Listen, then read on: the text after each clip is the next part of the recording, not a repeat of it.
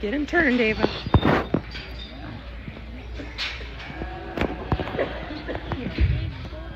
Another really deep, really good class here with a top 5 that I think is very fun to evaluate and sort. I'll tell you, I think that there's a duo up here on the top end, and a guy can make an argument back and forth all day probably.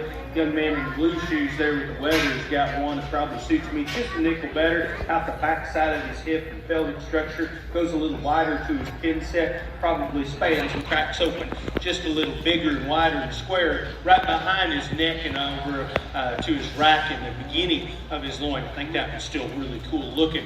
The really neat silhouetted one is the little ewe lamb too. That one's tall fronted, ultra jet level from the base of her neck back to her dock. Incredibly good in terms of her proportionality, in terms of her depth down to her chest floor in relation to her flank. That sheep's really, really cool. But get your hands on that one. Probably doesn't tie with his limitly cool in his design. Really tall fronted, runs uphill in a major way.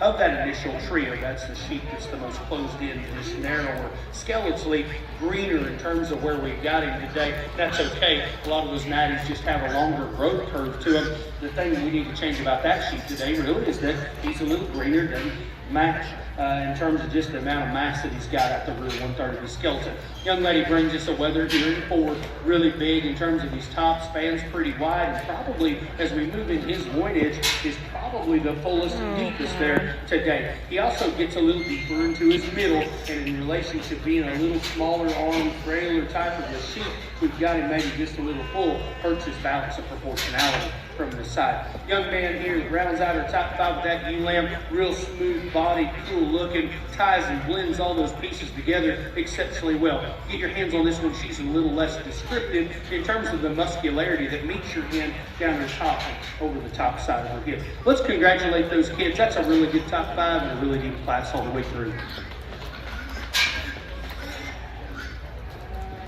Thank you, Brian. Results at class number 6 in the crossbred market lambs. First place, Stetson Baumberger. Second, Dylan Pittman. Third, Ethan Baumberger. Fourth, Quinn Dyksterhouse. And fifth place, Hayes Couch.